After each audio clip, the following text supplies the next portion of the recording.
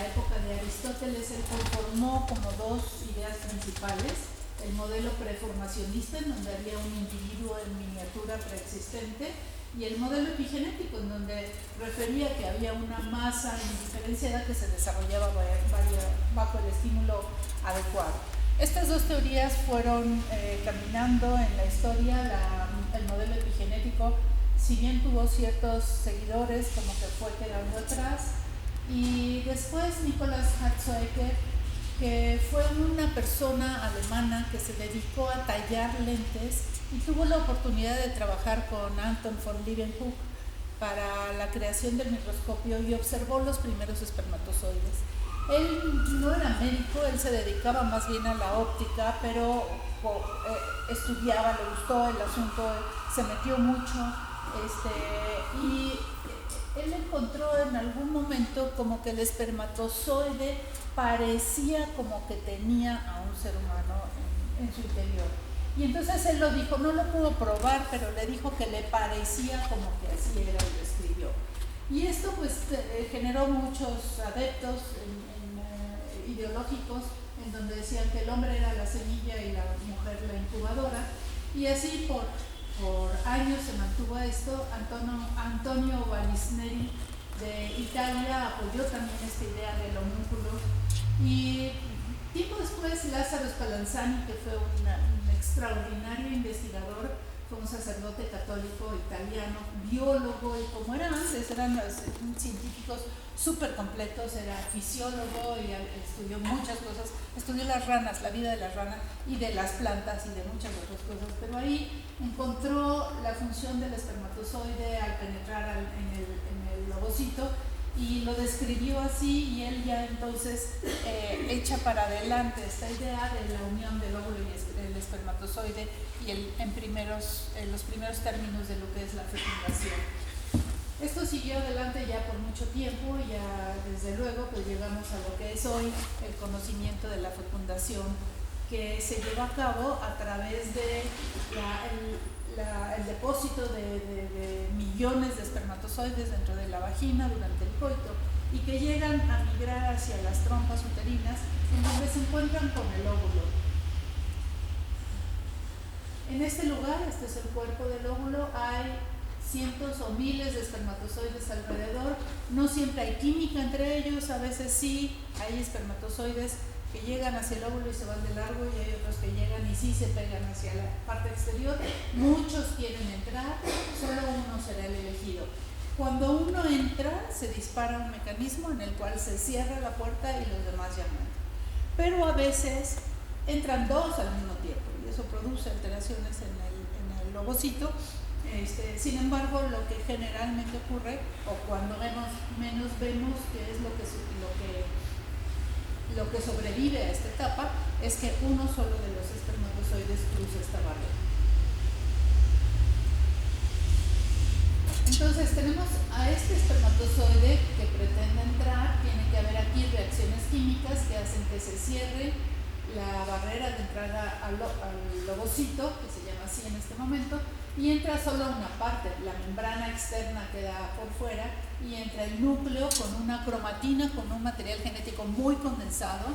Puede entrar un poquito del cuerpo medio y tal vez de la cola, pero esta entrada despierta a lo que es el material genético del ovocito, que todavía está detenido en la segunda división meiótica, y está detenido así como en una fotografía, hasta que un espermatozoide logra entrar.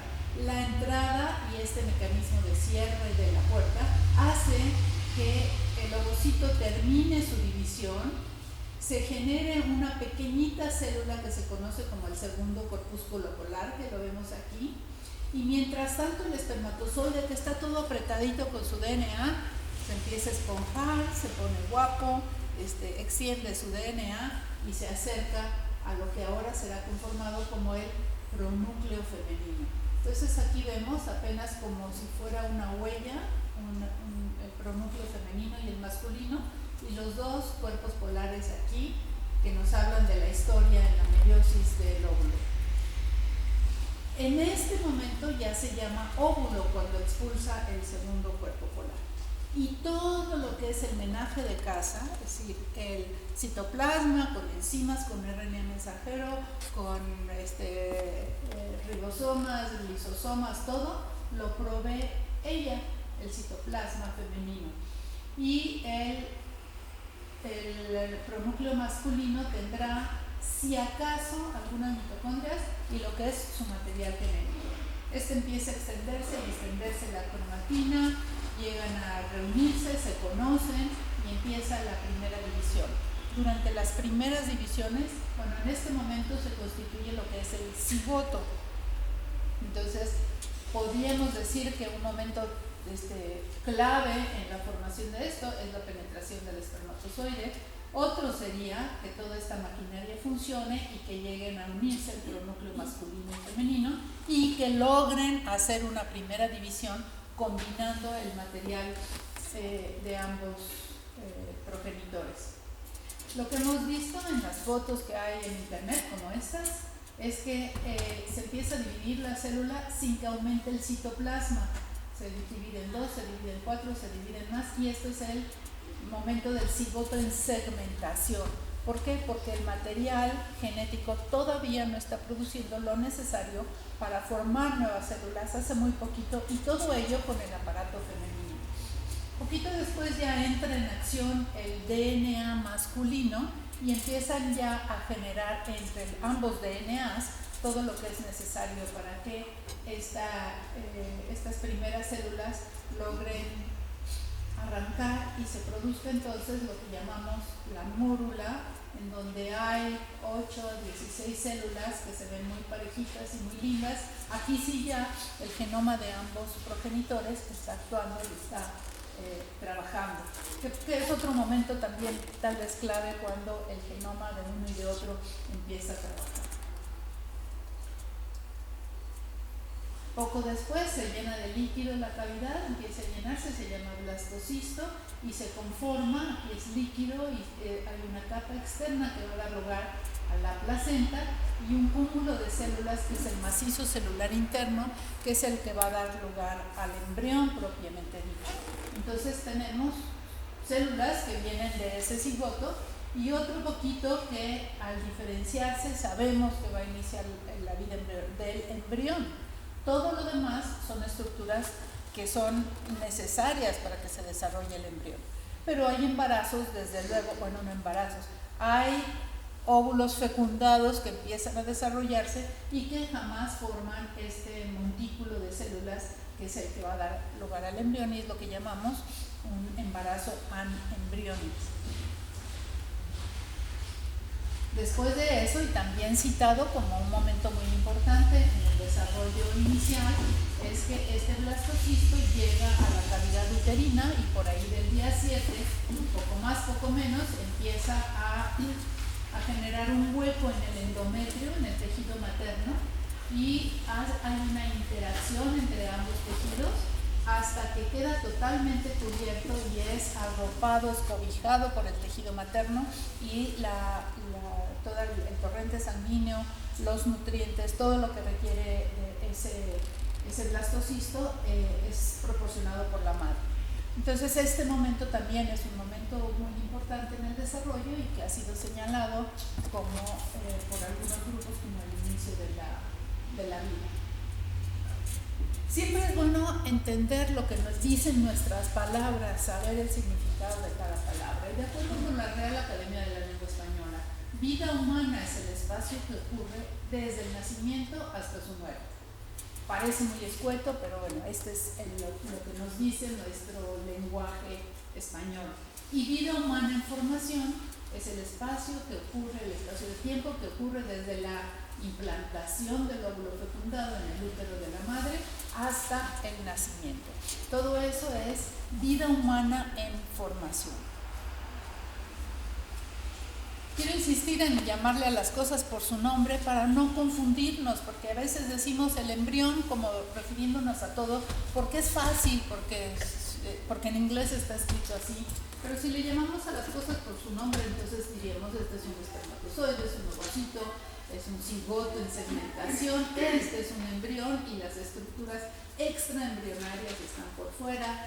Esto es un óvulo fecundado, una mórula, un blastocisto. Esto es un cigoto fragmentado. En fin, si podemos hablar específicamente de cada uno de estos momentos del desarrollo, podríamos tener como una mejor comprensión y entendimiento entre todos nosotros. Esta es una escala del desarrollo humano que se llama los estadios de Carnegie y empiezan desde el momento de la fecundación en adelante hasta que, este es más o menos 7 días por aquí, es donde ocurre la implantación y empieza el desarrollo embrionario con la placa esa inicial, más o menos en el estadio 8, hasta finalmente el nacimiento. Todo esto está representado como una foto, pero como si viéramos una película en la que tomamos una foto aquí, una foto allá, una foto allá. Pero todo, como nosotros mismos, yo cada día me veo al espejo y me veo igual y ya pasó un día. Pero cuando veo mis fotos de mis 15 años digo, wow, qué guapa era. No soy la misma, ya cambié, pero cuando cambié no me doy cuenta claramente de un momento a otro. Y así pasa en el desarrollo de la vida antes de nacer. Comparativamente, pues vemos que muchos otros animales no humanos tienen como el mismo desarrollo, tienen el periodo de segmentación, el periodo de mórula, de blástula, de gástrula y finalmente, si todo va bien, en algunos casos aparece un embrión.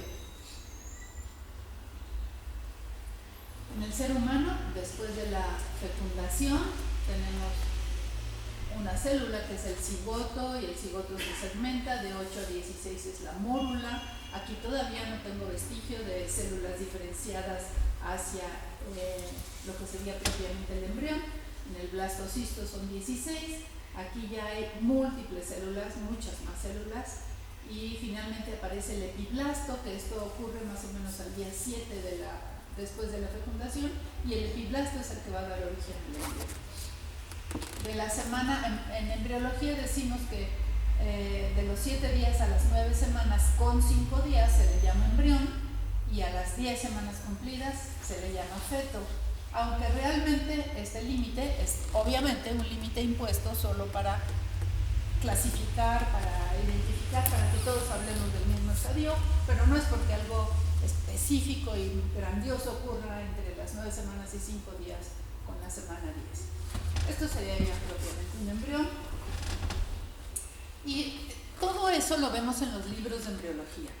Pero lo que hemos aprendido extraordinariamente desde que han surgido todo lo que es la medicina de la reproducción y la reproducción asistida es esto que vemos aquí, que más bien el que todas las cosas ocurran de manera normal, pues es como uno de los caminos, pero hay muchos otros caminos o destinos que puede tener el ovocito fecundado o el cigoto.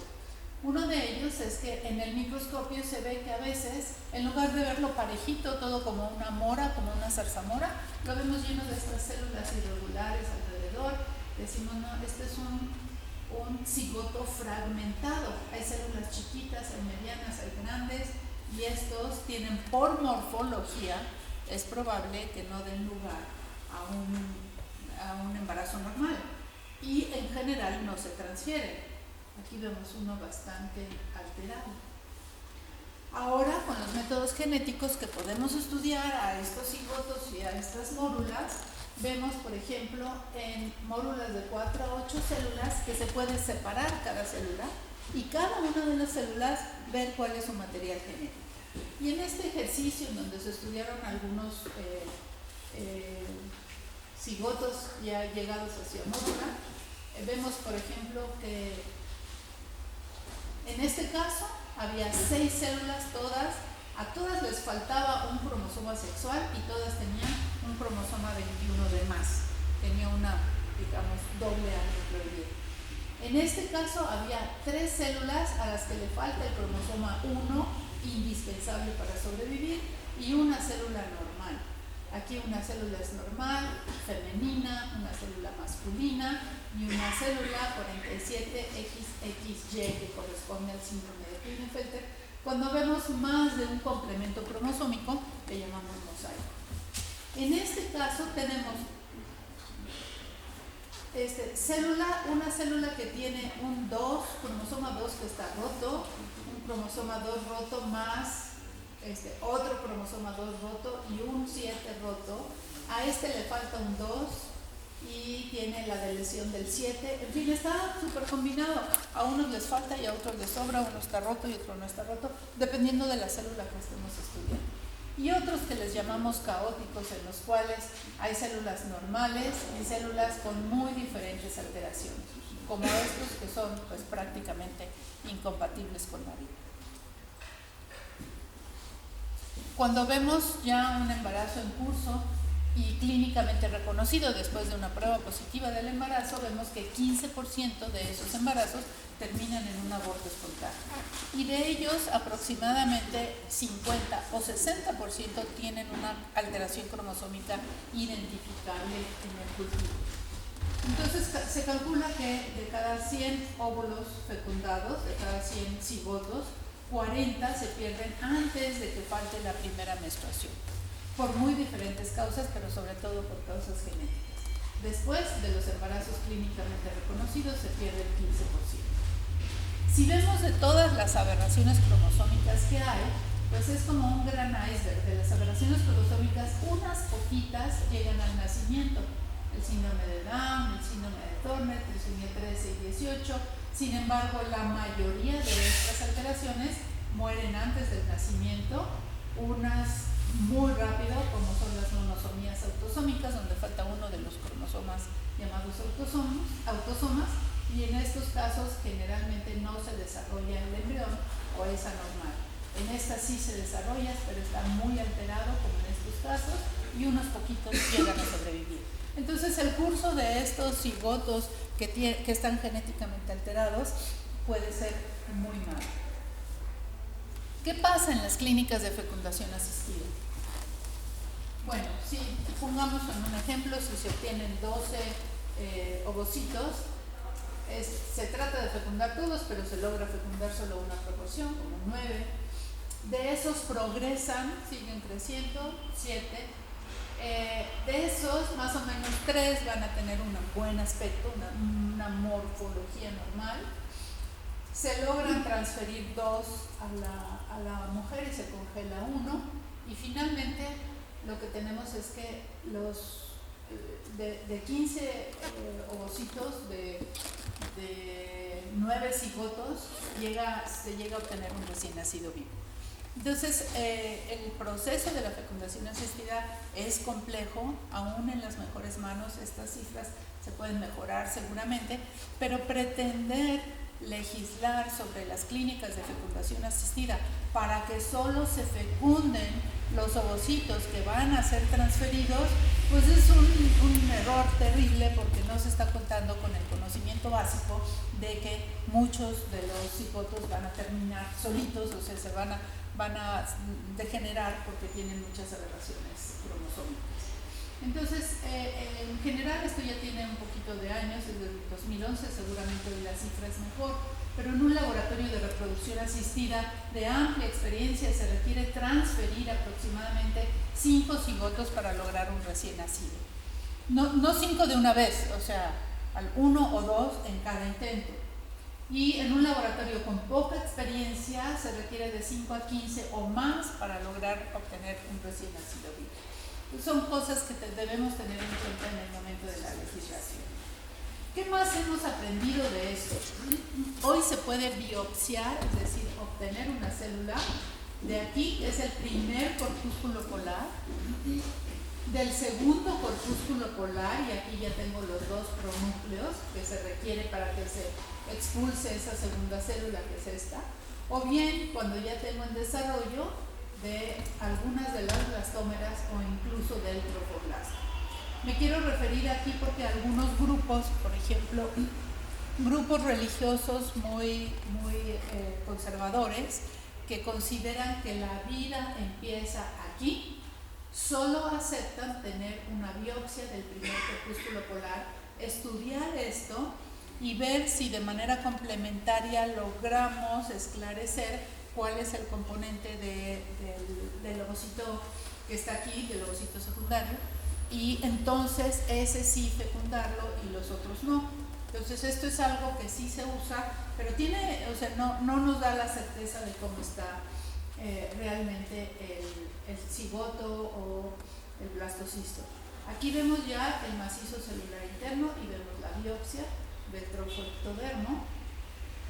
Y en este estudio, que me parece súper interesante, esto es realidad, esto es un embrión que tiene varias células aquí. Esta célula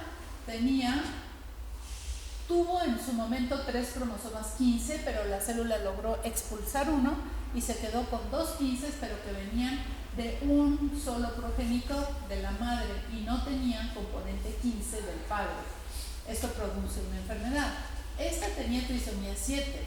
Estas 3 eran normales. Esta le faltaba un 4, esta tenía un 4 roto y esta tenía un 4 con material excesivo. Todo esto es una sola mórula que tiene todas estas alteraciones, y desde luego las que son normales pues tiene ventajas sobre las otras porque se pueden dividir mejor, o sea, son las que están sanas y pueden crecer. Si durante el desarrollo la casualidad hace que el macizo celular interno estén estas células ahí, pues el embrión tendrá muchas expectativas de ser normal. Y si esto es la placenta, a lo mejor es una placenta chiquita, una placenta que no nutre bien, en fin, pero puede dar lugar a un embrión que sea normal. En estos estudios lo que hicieron es estudiar al primer corpúsculo polar, que se llama 1PB, al segundo corpúsculo polar, a las blastómeras o al trofoectodermo. Y entonces se interpretó, esto es ganancia, L es de pérdida de algún cromosoma, y se ve, por ejemplo, en el mismo embrión que este tiene una ganancia, y por lo cual si tiene uno allá que le sobra, pues quiere decir que acá le falta, y entonces tiene una monosomía. Y vemos diferentes combinaciones de lo que puede ocurrir. Y quisiera llamar su atención sobre esto, en donde en este caso puede haber un embrión con ganancia o pérdida de primer y segundo corpúsculo polar. En las blastómeras, ganancia o pérdida, pero en el trofoectodermo es normal. Porque aquí ocurre un fenómeno que se llama rescate del cigoto aneuploide. Es decir, me falta un cromosoma, nada más tengo un X y me falta el otro X, duplico mi X y lo dejo dentro de la célula. Son igualitos, pero me ayuda para tener la función. Tengo 3 cromosomas del cromosoma 15, echo para afuera un 15 y me quedo con 2 15. Entonces sí se recupera la aneuploidía. Y las que están de plano mal, se van a muerte celular. Entonces, en el inicio, cuando hablábamos de que todavía el genoma paterno y el materno no están todos coordinados para hacer las cosas, tampoco están coordinados para poner lo que llamamos los checkpoints, porque hay puntos en los cuales en la división de las células se checa y dice, a ver, ¿cuántos cromosomas hay? Sí pasa, este no tiene, este no pasa, esta célula se muere, esta sí vive, esta no vive, esta se detiene en la división, esta puede seguir.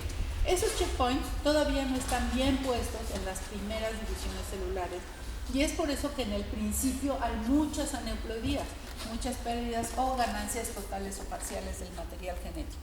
Y después ya se empieza a corregir y se corrige con estos mecanismos. No son perfectos, pero son muy buenos. Aquí nada más para mencionar, por ejemplo, que en unos hay ganancia y luego es normal, en este hay pérdida y luego es normal, pérdida normal, ganancia normal. Y en realidad, si hablamos del total del número de eventos de corrección en este grupo, pues fueron 12, que corresponde casi al 20%. Es decir, es extraordinaria la enorme posibilidad de que algo ocurra mal, pero también la capacidad de recuperar eso que ocurre mal. Entonces es un continuo. Pensar que en cuanto entra el DNA masculino y está el femenino, eso ya quedó sellado y no va a cambiar, es falso, totalmente falso. Va a cambiar desde el primer momento y sigue cambiando en todos nosotros. ¿Qué pasa en esos casos en donde, por ejemplo, no se llega a formar un embrión? En este caso, un ovocito cuyo material genético quedó anulado o fue expulsado antes de tiempo, permite que solo haya el material del padre y entonces se forma lo que se llama una mola hidatidiforme, en donde hay como una placenta hinchada, son las vellosidades de la placenta, pero no hay desarrollo embrionario. Y estos tipos de alteraciones en ocasiones desencadena un cáncer que puede ser muy agresivo, puede matar a la mamá en muy poco tiempo, incluso aparecer no durante el tiempo de inicio de la gestación, sino años después, y es lo que se llama el coriocarcinoma. Entonces, un cigoto puede dar lugar a una mola, a un coriocarcinoma, a un embarazo anembriónico o a fetos. Casi no se ve, pero este embrión de 9 semanas no ha desarrollado su cerebro y dará lugar a un feto con anencefalia. Entonces, en conclusión, de cada 100 cigotos, 40 se pierden las primeras 2 semanas por anomalías genéticas graves, 15 en los siguientes 3 meses, 1 de cada 100 embarazos son mola hidatidiforme y algunos de ellos un cáncer, y de los nacidos vivos, 3 a 5 presentan malformaciones congénitas graves. De cada 100 cigotos que se generan, 40 culminan en un recién nacido vivo. Entonces, ¿en qué momento puede considerarse que un ser humano en desarrollo es ya una persona? Que es una pregunta central en muchos de estos foros. Yo diría, como en conclusión, en un estado laico es importante no perder de vista que si bien todo ser humano inicia con la fecundación de un ovocito, la mayoría de los cigotos no culminan en la generación de un ser humano. Desde la ciencia es claro que la vida es un continuo de transiciones graduales, donde los cambios son prácticamente imperceptibles entre un momento y el siguiente o el anterior. No podemos señalar aquí en la fecundación, aquí en la unión de los núcleos, aquí empezó la vida humana. No hay. Pero considerar que existe un punto en el cual la vida humana inicia, más bien pertenece al terreno de la metafísica, pero no al de la biología. Muchísimas gracias.